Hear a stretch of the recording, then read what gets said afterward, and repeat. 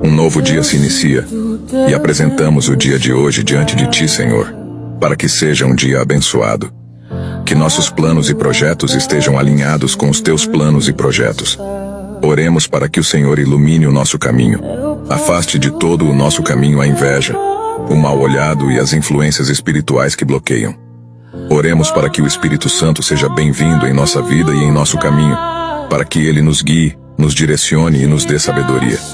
Que hoje e sempre toda a nossa casa esteja coberta com o sangue de Jesus, guardando a nossa entrada e a nossa saída. Desejamos a Tua presença, Senhor Deus, sobre as nossas vidas. Em nome de Jesus Cristo profetizamos dias melhores. Você crê? Declare nos comentários: o melhor de Deus está por vir. E envie esse vídeo a alguém especial. Seja esse abençoador, em nome de Jesus. Amém.